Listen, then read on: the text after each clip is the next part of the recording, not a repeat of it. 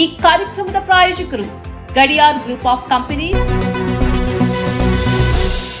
ವೀಕ್ಷಕರೇ, ಸನ್ಮಾರ್ಗ ನ್ಯೂಸ್ಗೆ ಸ್ವಾಗತ. ನಾನು ಪ್ರಿಯ ಸುದೇಶ್. ಬಿಜೆಪಿಯ ದೆಹಲಿ ಘಟಕವು ಸೋಷಿಯಲ್ ಮೀಡಿಯಾದಲ್ಲಿ ಹಂಚಿಕೊಳ್ಳುತ್ತಿರುವ ಮೀಮ್ಗಳು, ಚಿತ್ರಗಳು ವಿವಾದಕ್ಕೆ ಒಳಗಾಗಿವೆ. ಮತದಾರರ ಪಟ್ಟಿ ಪರಿಷ್ಕರಣೆಯ ಹಿನ್ನೆಲೆಯಲ್ಲಿ ಬಿಜೆಪಿಯು ಮುಸ್ಲಿಮರನ್ನ ನುಸುಳುಕೋರರಂತೆ ಮತ್ತು ದೇಶದ ವೈರಿಗಳಂತೆ ಬಿಂಬಿಸುವ ಮೀಮ್ಗಳನ್ನು ಹಂಚಿಕೊಳ್ಳುತ್ತಿದೆ. ಮುಸ್ಲಿಮರು ಧರಿಸುವ ಟೋಪಿ, ಬುರ್ಕವನ್ನ ವ್ಯಂಗ್ಯ ಚಿತ್ರಕ್ಕೆ ಬಳಸಲಾಗಿದೆ. ಮುಸ್ಲಿಮರನ್ನ ಇಲಿಗಳು, ಹಂದಿಗಳು ಮತ್ತು ಸೊಳ್ಳೆಗಳಿಗೆ ಹೋಲಿಸಲಾಗಿದೆ. ಈ ಬಗ್ಗೆ ಸಾಮಾಜಿಕ ಜಾಲದ ತಾಣದಲ್ಲಿ ತೀವ್ರ ವಿರೋಧ ವ್ಯಕ್ತವಾಗಿದೆ. ನುಸುಳುಕೋರರನ್ನ ಭಾರತದಿಂದ ಹೊರಗಟ್ಟುವುದಕ್ಕೆ ಮತದಾರರ ಪಟ್ಟಿ ಪರಿಷ್ಕರಣೆಯಿಂದ ಸಾಧ್ಯವಾಗಲಿದೆ ಎಂಬ ಬಿಜೆಪಿ ನಾಯಕರ ಹೇಳಿಕೆಗಳು ಮೇಲಿಂದ ಮೇಲೆ ದೆಹಲಿಯಲ್ಲಿ ಕೇಳಿಸಿಕೊಳ್ಳತೊಡಗಿವೆ. ಇದೇ ವೇಳೆ ಬಿಹಾರದಲ್ಲಿ ಚುನಾವಣಾ ಆಯೋಗವು ಮತದಾರರ ಪಟ್ಟಿ ಪರಿಷ್ಕರಣೆ ಮಾಡಿದ್ದು ಎಷ್ಟು ಮಂದಿ ವಿದೇಶಿಯರನ್ನ ಪಟ್ಟಿಯಿಂದ ಹೊರಹಾಕಲಾಗಿದೆ ಎಂಬ ನಿರ್ದಿಷ್ಟ ಲೆಕ್ಕವನ್ನು ಇನ್ನೂ ಕೊಟ್ಟಿಲ್ಲ. ಆದರೆ ನಂಬಲರ್ಹ ವರದಿಯ ಪ್ರಕಾರ ಬಿಹಾರದಲ್ಲಿ 0.012% ವಿದೇಶಿ ಮತದಾರರು ಚುನಾವಣಾ ಪಟ್ಟಿಯಲ್ಲಿ ಇರಲಿಲ್ಲ ಎಂದು ಹೇಳಲಾಗಿದೆ. ಆದರೆ ಈ ಸತ್ಯವನ್ನು ಅಡಗಿಸಿ ಎಸ್ಐಆರ್ ಎಂಬುದು ವಿದೇಶಿ ನುಸುಳುಕೋರರನ್ನು ಹೊರಗಟ್ಟುವ ಅದ್ಭುತ ಪ್ರಯೋಗ ಎಂಬಂತೆ ಬಿಜೆಪಿ ಬಿಂಬಿಸುತ್ತಿದೆ. ಆ ಮೂಲಕ ಮುಸ್ಲಿಮರನ್ನ ಅಪರಾಧಿ ಸ್ಥಾನದಲ್ಲಿ ನಿಲ್ಲಿಸುವ ಪರೋಕ್ಷ ಪ್ರಯತ್ನದಲ್ಲೂ ನಿಬಿಡವಾಗಿದೆ. 2 ವರ್ಷಗಳ ಹಿಂದೆ ಗಾಜಾದ ವಿರುದ್ಧ ಯುದ್ಧ ಸಾರಿದ ಬಳಿಕ ಭಾರೀ ಪ್ರಮಾಣದಲ್ಲಿ ತನ್ನ ಸೈನಿಕರು ಮಾನಸಿಕ ಸಮಸ್ಯೆಗೆ ಚಿಕಿತ್ಸೆ ಪಡೆದಿದ್ದಾರೆ ಎಂದು ಇಸ್ರೇಲ್ ರಕ್ಷಣಾ ಸಚಿವಾಲಯ ತಿಳಿಸಿದೆ. 2023 ಅಕ್ಟೋಬರ್ 7ರ ಬಳಿಕ 65,000ಕ್ಕಿಂತಲೂ ಅಧಿಕ ಸೈನಿಕರು ಮಾನಸಿಕ ಆರೋಗ್ಯಕ್ಕಾಗಿ ಚಿಕಿತ್ಸೆ ಪಡೆದಿದ್ದಾರೆ ಎಂದು ಸಚಿವಾಲಯ ತಿಳಿಸಿದೆ. ಅಕ್ಟೋಬರ್ 7ರ ಬಳಿಕದ ಘಟನಾವಳಿಗಳಿಂದಾಗಿ ಇಸ್ರೇಲ್ನ 3ರಲ್ಲಿ ಓರ್ವ ಸೈನಿಕ ಮಾನಸಿಕ ಸಮಸ್ಯೆಯನ್ನು ಎದುರಿಸುತ್ತಿದ್ದಾರೆ. ಓರ್ವ ಥೆರಪಿಸ್ಟ್ 750ಕ್ಕಿಂತಲೂ ಅಧಿಕ ಸೈನಿಕರನ್ನು ನಿಭಾಯಿಸುವ ಒತ್ತಡಕ್ಕೆ ಒಳಗಾಗಿದ್ದಾರೆ. ಕೆಲವು ಪ್ರದೇಶಗಳಲ್ಲಿ ಇದಕ್ಕಿಂತಲೂ ಹೆಚ್ಚು ಸೈನಿಕರು ಓರ್ವ ಥೆರಪಿಸ್ಟ್ ಬಳಿ ಬರ್ತಾರೆ ಮತ್ತು ಅವರನ್ನು ನಿಭಾಯಿಸುವ ಕಷ್ಟವನ್ನು ಥೆರಪಿಸ್ಟ್ ಎದುರಿಸುತ್ತಿದ್ದಾರೆ.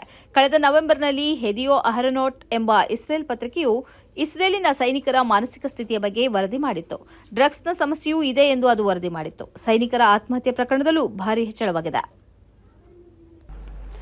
ಜೂನಿಯರ್ ವಿದ್ಯಾರ್ಥಿಗಳ ಹಲ್ಲೆಯಿಂದಾಗಿ 12ನೇ ತರಗತಿಯ ವಿದ್ಯಾರ್ಥಿ ದಾರುಣವಾಗಿ ಸಾವಿಗೀಡಾದ ಘಟನೆ ತಮಿಳುನಾಡಿನಿಂದ ವರದಿಯಾಗಿದೆ.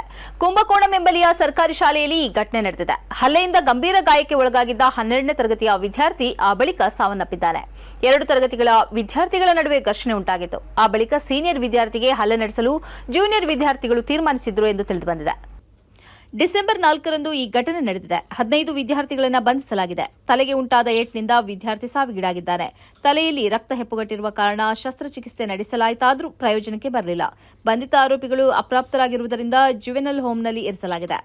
ಇದೇ ವೇಳೆ ವಿದ್ಯಾರ್ಥಿಗಳ ಮನಸ್ಸು ಚಂಚಲವಾಗುತ್ತಿದ್ದು ಅವರನ್ನ ಹದ್ದುಬಸ್ನಲ್ಲಿ ಇಡುವುದಕ್ಕೆ ವಾರದಲ್ಲಿ 2 ಧಾರ್ಮಿಕ ಮತ್ತು ನೈತಿಕ ಮೌಲ್ಯಗಳನ್ನು ಕಲಿಸುವ ತರಗತಿಯನ್ನ ಇಡಬೇಕು ಎಂದು ಪಿಎಂಕೆ ನಾಯಕ ಅಂಬುಮನಿ ರಾಮದಾಸ್ ಹೇಳಿದ್ದಾರೆ. ಗುಜರಾತ್ನ ಕಾಂಗ್ರೆಸ್ ಶಾಸಕ ಜಿಗ್ನೇಶ್ ಮೇವಾನಿ ಅವರ ಹೇಳಿಕೆಯು ಭಾರೀ ಚರ್ಚೆಗೆ ಕಾರಣವಾಗಿದೆ. ದಿ ಟೆಲಿಗ್ರಾಫ್ಗೆ ನೀಡಿದ ಸಂದರ್ಶನದಲ್ಲಿ ಅವರು ಗುಜರಾತ್ನಲ್ಲಿ ರಾಜಕಾರಣಿಗಳು ಮತ್ತು ಐಪಿಎಸ್ ಅಧಿಕಾರಿಗಳ ನಡುವಿನ ಬೆಚ್ಚಿ ಬೀಳಿಸುವ ಸಂಬಂಧವನ್ನು ಬಹಿರಂಗಕ್ಕೆ ತಂದಿದ್ದಾರೆ. ಗುಜರಾತ್ನಲ್ಲಿ ಮದ್ಯ ಮತ್ತು ಡ್ರಗ್ಸ್ ಯಥೇಚ್ಛವಾಗಿ ಸಿಗುತ್ತಿರುವುದರ ಹಿಂದಿನ ಮರ್ಮವನ್ನು ಬಿಚ್ಚಿಟ್ಟಿದ್ದಾರೆ. ಗುಜರಾತ್ನ ಸಚಿವರು ಮತ್ತು 100ಕ್ಕಿಂತಲೂ ಅಧಿಕ ಐಪಿಎಸ್ ಅಧಿಕಾರಿಗಳು ಜೊತೆ ಸೇರಿ ರಾಜ್ಯದಲ್ಲಿ ಬಹಳ ದೊಡ್ಡ ಮಾದಕ ಮಾಫಿಯಾ ನಡೆಸುತ್ತಿದ್ದಾರೆ ಎಂದು ಅವರು ಆರೋಪಿಸಿದ್ದಾರೆ. ಕಾನೂನನ್ನು ಬಳಸಿಕೊಂಡು ಮಧ್ಯಪ್ರದೇಶ, ಮಹಾರಾಷ್ಟ್ರ, ರಾಜಸ್ಥಾನ್ ಮುಂತಾದ ರಾಜ್ಯಗಳಿಂದ ಕೋಟ್ಯಾಂತರ ರೂಪಾಯಿಯ ಮದ್ಯವನ್ನು ಖರೀದಿಸಿ ಅದನ್ನ ಭಾರೀ ಬೆಲೆಗೆ ಮಾರಾಟ ಮಾಡಿ ದುಡ್ಡು ಗಳಿಸುತ್ತಿದ್ದಾರೆ. ಅಲ್ಲದೆ ಉಳಿದ ಜಿಲ್ಲಾ ಪೊಲೀಸ್ ಮುಖ್ಯಸ್ಥರು ಮತ್ತು ಪೊಲೀಸ್ ಇನ್ಸ್ಪೆಕ್ಟರ್ಗಳು ಕೂಡ ಇದರಲ್ಲಿ ಶಾಮೀಲಾಗಿದ್ದಾರೆ. ಇದೇ ಹಣವನ್ನು ಇವರು ರಿಯಲ್ ಎಸ್ಟೇಟ್ ಮೂಲಕ ಬಿಳಿಗೊಳಿಸುತ್ತಿದ್ದಾರೆ. ಪೊಲೀಸ್ ಅಧಿಕಾರಿಗಳು ಭಾರೀ ದೊಡ್ಡ ಮಟ್ಟದಲ್ಲಿ ಹಣಕಾಸು ಅವ್ಯವಹಾರದಲ್ಲಿ ನಿರತರಾಗಿದ್ದಾರೆ ಎಂದು ಅವರು ಆರೋಪಿಸಿದ್ದಾರೆ. ಈ ಬಗ್ಗೆ ವಿಸ್ತೃತ ಸಂದರ್ಶನವನ್ನು ಟೆಲಿಗ್ರಾಫ್ ಪ್ರಕಟಿಸಿದೆ. ಮೋದಿ ಸರ್ಕಾರವನ್ನು ಪತ್ರಕರ್ತ ರಾಜ್ದೀಪ್ ಸರ್ದೇಸಾಯಿ ತೀವ್ರ ತರಾಟೆಗೆ ಎತ್ತಿಕೊಂಡಿದ್ದಾರೆ. ಗೋವಾ ಕ್ಲಬ್ನಲ್ಲಿ ಉಂಟಾದ ಬೆಂಕಿ ಅನಾಹುತ, ಇಂಡಿಗೋ ವಿಮಾನಗಳ ಸಮಸ್ಯೆ ಮತ್ತು ದೇಶದಲ್ಲಿ ಎದುರಾಗಿರುವ ವಾಯು ಮಾಲಿನ್ಯದ ಬಗ್ಗೆ ಲೋಕಸಭೆಯಲ್ಲಿ ಚರ್ಚೆ ಮಾಡಲು ಕೇಂದ್ರ ಸರ್ಕಾರ ತಯಾರಿದೆಯೇ ಎಂದು ಅವರು ಎಕ್ಸ್ ಜಾಲತಾಣದಲ್ಲಿ ಪ್ರಶ್ನಿಸಿದ್ದಾರೆ. ಒಂದೇ ಮಾತರಂನ ಬಗ್ಗೆ ಲೋಕಸಭೆಯಲ್ಲಿ ಯಾವ ಕಾರಣಕ್ಕಾಗಿ 10 ಗಂಟೆಗಳ ಕಾಲ ಚರ್ಚೆ ನಡೆಸಿದ್ದೀರಿ ಎಂದು ರಾಜ್ದೀಪ್ ಪ್ರಶ್ನಿಸಿದ್ದಾರೆ. ಈ ನಡುವೆ ನೆಹರು ಅವರನ್ನು ಅಪರಾಧಿ ಸ್ಥಾನದಲ್ಲಿ ನಿಲ್ಲಿಸಲು ಮತ್ತು ಅವರನ್ನು ಹಣಿಯುವುದಕ್ಕೆ ಹೊಸ ಆಯುಧವನ್ನು ಉತ್ಪಾದಿಸಲು ಕೇಂದ್ರ ಸರ್ಕಾರ ಶ್ರಮಿಸುತ್ತಿದೆ ಎಂದು ರಾಜ್ದೀಪ್ ಸರ್ದೇಸಾಯಿ ಹೇಳಿದ್ದಾರೆ. ಗೋವಾ ಕ್ಲಬ್ನಲ್ಲಿ ಬೆಂಕಿ ಅನಾಹುತವಾಗಿ 25 ಮಂದಿ ಸಾವಿಗೀಡಾಗಿದ್ದಾರೆ. ಇಂಡಿಗೋ ವಿಮಾನದ ಅವ್ಯವಸ್ಥೆಯಿಂದ ಸಾವಿರಾರು ಮಂದಿ ಸಂಕಷ್ಟಕ್ಕೆ ಒಳಗಾಗಿದ್ದಾರೆ. ಅನೇಕರು ಕಣ್ಣೀರು ಹಾಕಿದ್ದಾರೆ. ಅತ್ಯಂತ ಭೀಕರ ದುರಾಡಳಿತಕ್ಕೆ ಸಾಕ್ಷಿ ಇದು ಎಂದು ಅವರು ಹೇಳಿದ್ದಾರೆ. ಆದರೆ ನಮ್ಮ ಲೋಕಸಭಾ ಸಂಸದರು ಯಾವುದರ ಬಗ್ಗೆ ಚರ್ಚೆ ನಡೆಸುತ್ತಿದ್ದಾರೆ ಎಂಬುದನ್ನು ಊಹಿಸಬಲ್ಲಿರಾ? ಒಂದೇ ಮಾತರಂನ ಸುತ್ತ 10 ಗಂಟೆಗಳ ಚರ್ಚೆ ಯಾವ ಕಾರಣಕ್ಕೆ? ಯಾಕೆಂದ್ರೆ ಈ ವಂದೇ ಮಾತರಂನ ಮೂಲಕ ಕೇಂದ್ರ ಸರ್ಕಾರಕ್ಕೆ ನೆಹರು ಅವರನ್ನ ಅಪರಾಧಿ ಸ್ಥಾನದಲ್ಲಿ ನಿಲ್ಲಿಸಲು ಮತ್ತು ಹೊಸ ಆಯುಧವನ್ನು ಸೃಷ್ಟಿ ಮಾಡಲು ಸುಲಭವಾಗುತ್ತದೆ. ಈ ಕಾರಣಕ್ಕಾಗಿ ಇದರ ಮೇಲೆ ಚರ್ಚೆ ನಡೆಯುತ್ತಿದೆ ಎಂದವರು ಹೇಳಿದ್ದಾರೆ. ವಂದೇ ಮಾತರಂಗೆ 150 ವರ್ಷಗಳಾದ ಹಿನ್ನೆಲೆಯಲ್ಲಿ ಲೋಕಸಭೆಯಲ್ಲಿ ಚರ್ಚೆ ನಡೀತಾ ಇದೆ. ಇದನ್ನು ಉದ್ಘಾಟಿಸಿದ್ದು ಪ್ರಧಾನಿ ನರೇಂದ್ರ ಮೋದಿ. ನಾಳೆ ರಾಜ್ಯಸಭೆಯಲ್ಲೂ ವಂದೇ ಮಾತರಂ ಸುತ್ತ ಚರ್ಚೆ ನಡೆಯಲಿದೆ. ಅಮಿತ್ ಶಾ ಈ ಚರ್ಚೆಯನ್ನು ಉದ್ಘಾಟಿಸಲಿದ್ದಾರೆ. ಪಾರ್ಲಿಮೆಂಟ್ನಲ್ಲಿ ವಂದೇ ಮಾತರಂ ಚರ್ಚೆ ನಡೆಯುವ ಮೂಲಕ ನೆಹರು ಎಂಬ ನಾಯಕ ಬೆತ್ತಲಾಗಲಿದ್ದಾರೆ ಎಂದು ಬಿಜೆಪಿ ನಾಯಕ ಸಂಬಿತ್ ಪಾತ್ರ ನಿನ್ನೆ ಪತ್ರಕರ್ತರೊಂದಿಗೆ ಹೇಳಿದ್ದರು. ತಮ್ಮ ಆರೋಗ್ಯ, ವಯಸ್ಸು ಅಥವಾ ಅನುಕೂಲತೆಗಾಗಿ ಮಹಿಳೆಯರು ಟ್ರೈನ್ನಲ್ಲಿ ಕೆಳಗಿನ ಬರ್ತ್ ಬಯಸುತ್ತಾರೆ. ಆದರೆ ಈ ಸೌಲಭ್ಯ ಎಲ್ಲ ಮಹಿಳೆಯರಿಗೂ ಸಿಗ್ತಿರಲಿಲ್ಲ. ಇನ್ನು ಮುಂದೆ ಮಹಿಳೆಯರಿಗೆ ಕೆಳಗಿನ ಬರ್ತ್ ಸೌಲಭ್ಯವನ್ನು ಹೆಚ್ಚಿಸುವ ಘೋಷಣೆಯನ್ನ ರಾಜ್ಯಸಭೆಯಲ್ಲಿ ರೈಲ್ವೆ ಸಚಿವ ಅಶ್ವಿನಿ ವೈಷ್ಣವ್ ಮಾಡಿದ್ದಾರೆ. 45 ವರ್ಷಕ್ಕೂ ಮೇಲ್ಪಟ್ಟ ಮಹಿಳೆಯರು, ಹಿರಿಯ ನಾಗರಿಕರು ಹಾಗೂ ಗರ್ಭಿಣಿಯರಿಗೆ ಕೆಳಗಿನ ಬರ್ತ್ ನೀಡುವ ವ್ಯವಸ್ಥೆಯನ್ನು ಅನುಷ್ಠಾನಗೊಳಿಸಲಾಗಿದೆ. ಇದರಿಂದ ಇಚ್ಛಿತ ಬರ್ತ್ ಸಿಗುವ ಸಾಧ್ಯತೆ ಹೆಚ್ಚುತ್ತದೆ ಎಂದು ರೈಲ್ವೆ ಸಚಿವ ಅಶ್ವಿನಿ ವೈಷ್ಣವ್ ಹೇಳಿದ್ದಾರೆ.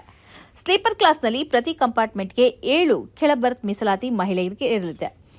3 ಟೈರ್ ಎಸಿಯಲ್ಲಿ 4-5 ಕೆಳ ಬರ್ತ್, 2 ಟೈರ್ ಎಸಿಯಲ್ಲಿ 3-4 ಕೆಳ ಬರ್ತ್. ಮಹಿಳೆಯರು ಹಾಗೂ ಹಿರಿಯ ನಾಗರಿಕರಿಗೆ ಕೆಳ ಬರ್ತ್ ಪಡೆಯಲು ಆದ್ಯತೆ ದೊರೆಯಲಿದೆ. ರೈಲಿನಲ್ಲಿ ಯಾವುದೇ ಖಾಲಿ ಬರ್ತ್ ಇದ್ದರೆ ಅದನ್ನು ಹಿರಿಯ ನಾಗರಿಕರು, ಅಂಗವಿಕಲರು ಅಥವಾ ಗರ್ಭಿಣಿಯರಿಗೆ ಆದ್ಯತೆಯ ಮೇರೆಗೆ ಹಂಚಲಾಗುವುದು ಎಂದು ತಿಳಿಸಿದ್ದಾರೆ. ಇದು ಈ ಹೊತ್ತಿನ ಸುದ್ದಿ ಸಂಚಯ. ನಿರಂತರವಾಗಿ ನೋಡ್ತಾ ಇರಿ ಸನ್ಮಾರ್ಗ ನ್ಯೂಸ್, ಸುದ್ದಿಗಳ ಸಂತೆಯಲ್ಲಿ ಸತ್ಯದ ಮೊಂಬತ್ತಿ. ಸ್ನೇಹಿತರೆ, ನಿಮ್ಮ ಅದ್ಭುತ ಬೆಂಬಲದಿಂದ ಸನ್ಮಾರ್ಗ ನ್ಯೂಸ್ ಚಾನೆಲ್ ಈಗ 2 ಲಕ್ಷ ಸಬ್ಸ್ಕ್ರೈಬರ್ಗಳನ್ನು ದಾಟಿದೆ. ಇದು ನಮ್ಮ ಯಶಸ್ಸಲ್ಲ, ಇದು ನಿಮ್ಮ ಯಶಸ್ಸು. ನಮ್ಮ ಮುಂದಿನ ಗುರಿ 4 ಲಕ್ಷ. ಇದು ಕಷ್ಟವಲ್ಲ. ನೀವು ಮಾಡಬೇಕಾದದ್ದು ಸಿಂಪಲ್. ನೀವು ಸನ್ಮಾರ್ಗ ನ್ಯೂಸ್ ಚಾನೆಲ್ ವಿಡಿಯೋವನ್ನ ನಿಮ್ಮ ಸ್ನೇಹಿತರಿಗೆ, ಕುಟುಂಬದವರೊಂದಿಗೆ ಹಂಚಿಕೊಳ್ಳಿ ಮತ್ತು ಅವರಲ್ಲೂ ಸಬ್ಸ್ಕ್ರೈಬ್ ಮಾಡಲು ಹೇಳಿ. ನೀವು ಶಕ್ತಿಯನ್ನು ಕೊಡಿ, ನಾವು ನಿಖರ ಸುದ್ದಿ ಕೊಡ್ತೇವೆ. ಧನ್ಯವಾದಗಳು.